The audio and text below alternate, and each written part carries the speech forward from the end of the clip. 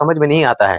इस क्वेश्चन को सही तरीके से समझना है और समझने के बाद कम से कम 3 बार 4 बार रिवीजन करना है। रिवीजन करने के बाद ही मैथ समझ में आता है। कोई बच्चे ज्यादा पढ़ने लिखने जानता है, मैथ को सही तरीके से जानता है, वही बच्चे एक बार में समझ लेते हैं। आप सभी का वेलकम है फिर से हमारा अपना YouTube channel HD study centre में। तो साथियों, आज इस क्लास में हम लोग पढ़ने वाले हैं प्रश्नावली 1.3 का 1 नंबर क्वेश्चन। इसमें लिखा हुआ है, सिद्ध कीजिए कि √5 एक अपरिमेय संख्या है। इसको प्रूव करके दिखाना है कि अपरिमेय संख्या है तो है क्यों है, इसलिए यह प्रूव करके दिखाना है कि √5 अपरिमेय संख्या क्यों है।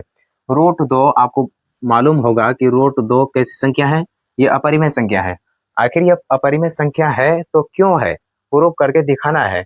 √3 हमारा क्या है, अपरिमेय संख्या है, क्यों है, इसको प्रूव करके दिखाना है। हर बार एग्जाम में पूछा जाता है ये क्वेश्चन, हर बार √7 अपरिमेय संख्या है, इसको सिद्ध कीजिए, आखिर है क्यों है। √8 ये अपरिमेय संख्या है क्यों है, इसको सिद्ध करके बताइए। हर बार ये क्वेश्चन एग्जाम में आता है, हर बार ये क्वेश्चन एग्जाम में आता है। आपको सही तरीके से इस क्वेश्चन को सॉल्व करना है, इस क्वेश्चन को सही तरीके से समझना है। तो हम इस क्वेश्चन में क्या करते हैं, देखो बच्चों, ये हमारा 1 है और बटे में हमारा √2 है। ये कैसी संख्या है, ये कैसी संख्या, अपरिमेय संख्या है। इसको सिद्ध करके बताना है कि अपरिमेय संख्या है क्यों है, इसको सिद्ध करके बताना है हमें, ठीक है। सबसे पहले हम इसका विपरीत मान लेते हैं कि √5 हमारा एक परिमेय संख्या है। हम यहाँ से लिखेंगे हल, सबसे पहले लिखेंगे हल, ठीक है। सबसे पहले लिखेंगे हल, माना कि, ठीक है, क्या लिखेंगे, माना कि √5, ठीक है, √5 एक क्या है, √5 एक परिमेय संख्या है। पहले परिमेय संख्या मानेंगे हम, यानी अपरिमेय का विपरीत मानेंगे। एक परिमेय संख्या है, ठीक है, परिमेय संख्या है, ठीक है। क्यों है, परिमेय संख्या किसे कहते हैं, जो p बटा अंश बटा हर के रूप में लिखा जाता है ना, यानी 5 बटे में 7 कुछ भी लिख देते हैं, उसको जो अंश बटा हर के रूप में लिखा जाता है उसे परिमेय संख्या कहते हैं, ठीक है। अब हम क्या लिखे हैं, माना कि √5 एक परिमेय संख्या है, तो हम यहाँ क्या लिखेंगे, √5 लिखेंगे और बराबर में हम क्या लिखेंगे, p बटा q, ठीक है ना, p बटा q या a बटा b ऐसे लिख सकते हैं, ठीक है, ऐसे हम लिख सकते हैं। तो हम यहाँ लिखेंगे जहां a और b कौन सी संख्या, सहअभाज्य संख्या। सहअभाज्य संख्या आपको पढ़ाए हैं, ठीक है। सहअभाज्य संख्या किसे कहते हैं, आपको मालूम है। सहअभाज्य संख्या जिस संख्या का मोसो, ठीक है, जिस संख्या का मोसो 1 आता है, जिस संख्या का मोसो क्या आता है, 1 आता है, उसे सहअभाज्य संख्या कहते हैं। और जिस संख्या का मोसो 1 आता है वही परिमेय संख्या कहलाता है, ठीक है ना। जिस संख्या का मोसो 1 आता है वही हमारा परिमेय संख्या कहलाता है। तो हमें यहाँ लिखा है, क्या लिखा है, √5, ठीक है। √5 क्या है, √5 यहाँ लिखेंगे, √5 ऐसे बराबर कर देते हैं। √5 क्या है, a और b, ठीक है ना, a b, जहां a b सहअभाज्य संख्या है। क्या है, सहअभाज्य संख्या है। सहअभाज्य संख्या उसे कहते हैं जिस संख्या का मोसो 1 निकल जाता है, उसी को हम लोग क्या बोलते हैं, परिमेय संख्या बोलते हैं। जिस संख्या का मोसो क्या निकलता है, 1 निकलता है, उसी को हम क्या बोलते हैं, परिमेय संख्या बोलते हैं, ठीक है। अब यहाँ हम लिखेंगे दोनों तरफ वर्ग करने पर, यानी इस रूट को हटाने के लिए हम क्या करते हैं, वर्ग करते हैं। दोनों तरफ वर्ग करने पर, यहाँ पे लिखते हैं दोनों तरफ, ठीक है ना, दोनों तरफ क्या करने पर, दोनों तरफ वर्ग करने पर, वर्ग करने पर, वर्ग करेंगे तो हमारा ये रूट हट जाएगा, ठीक है ना। वर्ग करने पर हमें प्रूव करके दिखाना है कि √5 अपरिमेय संख्या है तो क्यों है, कैसे है, यही प्रूव करके हमें दिखाना है। दोनों तरफ वर्ग करने पर तो हम √5 का वर्ग कर देते हैं, ठीक है, √5 का वर्ग कर देते हैं और बराबर a और बटे में b, ठीक है ना, इसका वर्ग कर देते हैं, a और बटे b, यानी अंश बटे हर का वर्ग कर देते हैं। तो आंसर क्या निकलता है, रूट हमारा कट जाएगा तो क्या बचेगा, 5 बचेगा और बराबर में हमारा क्या है, a और बटे b का वर्ग करेंगे तो क्या होगा, हमारा a² और बटे में हमारा b² हो जाएगा, ठीक है। यहाँ तक समझ में आ गया आपको। देखो इसके नीचे कुछ नहीं छिपा तो 1 छिपा, इसको हम तिर्यक गुना कर लेते हैं, ठीक है ना, इसको हम क्या कर लेते हैं, तिर्यक गुना कर लेते हैं, ठीक है ना।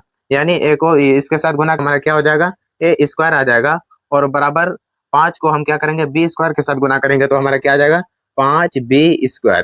यहाँ तक आ गया आपको समझ में, यहाँ तक समझ में आ गया तो हम इसको क्या करते हैं, समीकरण 1 लिख लेते हैं, ठीक है। समीकरण 1 लिखने के बाद यह क्वेश्चन बहुत सारे बच्चों को समझ में नहीं आता है, इस क्वेश्चन को सही तरीके से समझना है और समझने के बाद कम से कम 3 बार 4 बार रिवीजन करना है। रिवीजन करने के बाद ही मैथ समझ में आता है। कोई बच्चे ज्यादा पढ़ने लिखने जानता है, मैथ को सही तरीके से जानता है, वही बच्चे एक बार में समझ लेता है, वरना बहुत सारे बच्चे इस क्वेश्चन को नहीं समझ पाता है। तो इसलिए मैं आपसे बोलता हूँ कि इस क्वेश्चन को कम से कम 5 बार, 10 बार, 6 बार बनाना है। हर बार एग्जाम में पूछा जाता है। रूट 5 की जगह रूट 3 दे दिया जाएगा, रूट 2 दे दिया जाएगा, रूट 8 दे दिया जाएगा, कोई भी क्वेश्चन दे दिया जाएगा आपको, तो आपको इसी तरह सॉल्व करना है, ठीक है। रूट 5 की जगह रूट 8 डाल देंगे, जो भी देगा वही आपको लिखना है। तो हम यहाँ पे क्या करते हैं, ये समीकरण 1 मान लिए, ठीक है। आप देखो यहाँ पे बच्चे घबरा जाता है, यहाँ पर बच्चे को समझ में नहीं आता है कि क्वेश्चन कहना क्या चाह रहा है। देखो क्वेश्चन यहाँ देखो, यहाँ कुछ नहीं छिपा, तो यहाँ पे गुना का चिन्ह छिपा हुआ है, ठीक है। हम इसको ऐसे भी लिख सकते हैं, कैसे, देखो ये गुना का चिन्ह छिपा हुआ है, तो हम इसको ऐसे भी लिख सकते हैं बी स्क्वायर, ठीक है।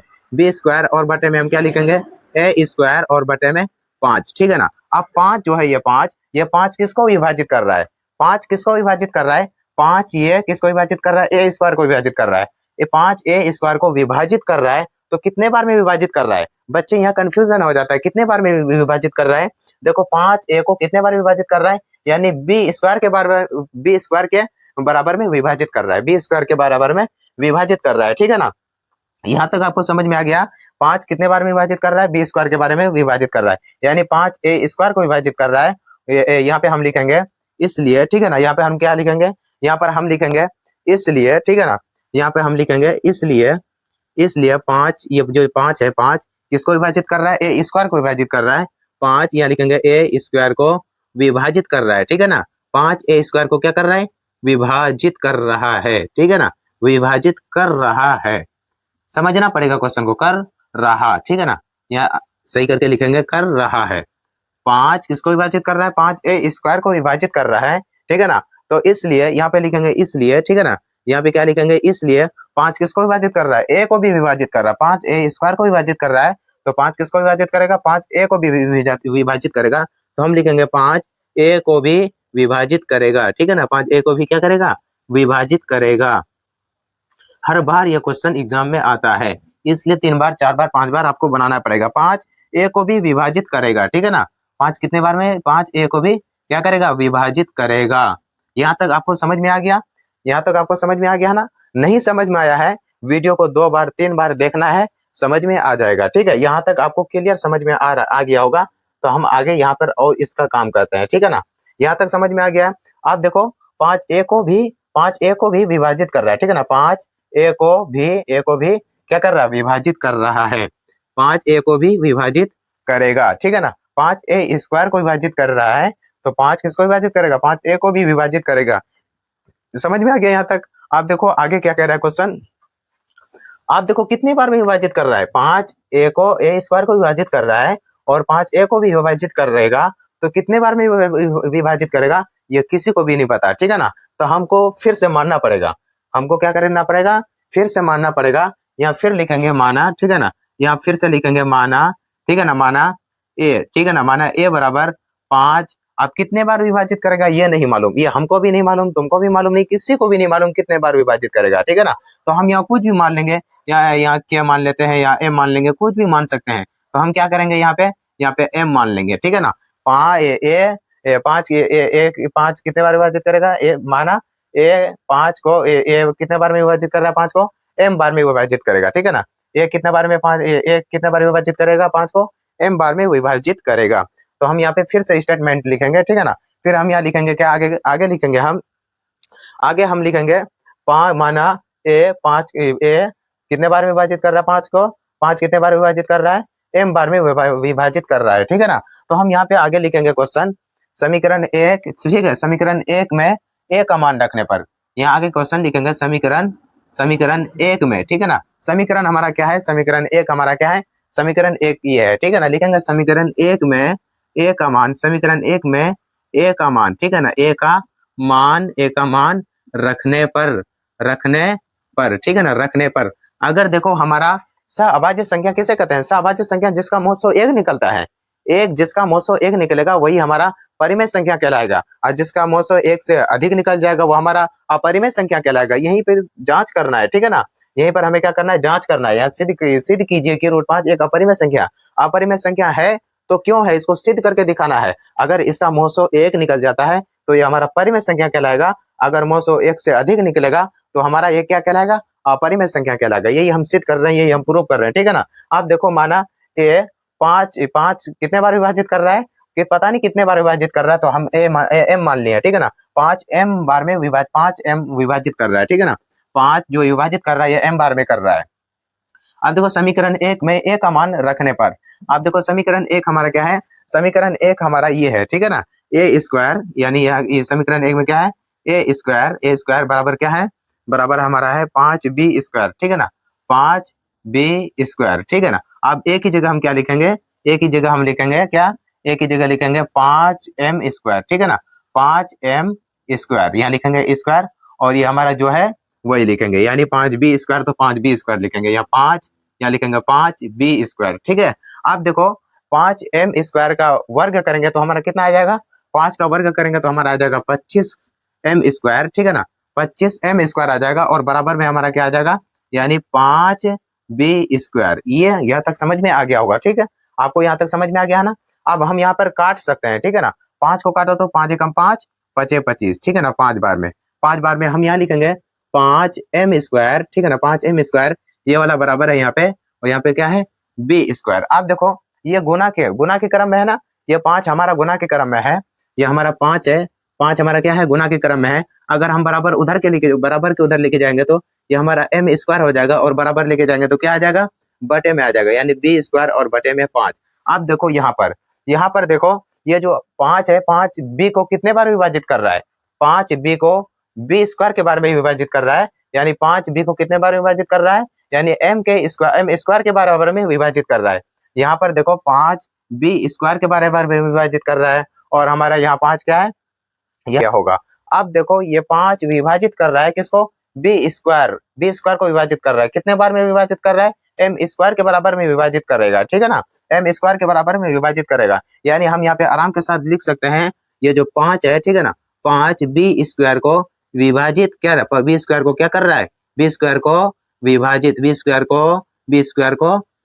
कर रहा है, ठीक है ना। b स्क्वायर को क्या कर रहा है, विभाजित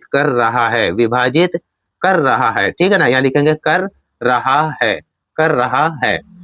5 b स्क्वायर को विभाजित कर रहा है, तो 5 हमारा b को भी तो विभाजित करेगा, जिस तरह यहाँ पे किया है, ठीक है ना। 5 a स्क्वायर को विभाजित कर रहा है, तो 5 a को भी विभाजित करेगा, तो हम यहाँ लिखेंगे 5, ठीक है ना। 5 b को भी क्या करेगा, b को भी विभाजित करेगा, ठीक है ना, विभाजित करेगा। 5 हमारा b को भी क्या करेगा, विभाजित करेगा, ठीक है ना। यहाँ तक आपको क्वेश्चन समझ में आ गया होगा।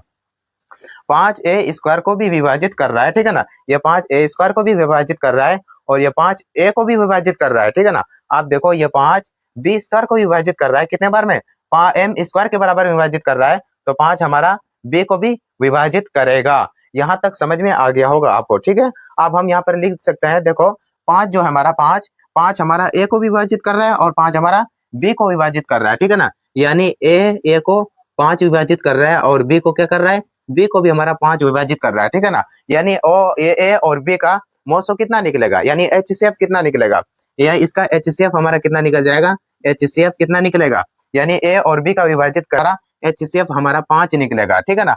पहले ही हम बता दिए थे सहअभाज्य संख्या, जहाँ a b सहअभाज्य संख्या है, a और b सहअभाज्य संख्या है, सहअभाज्य संख्या का मोसो कितना निकलता है, 1 निकलता है, तो यहाँ HCF हमारा कितना निकला है, 5 निकल रहा है।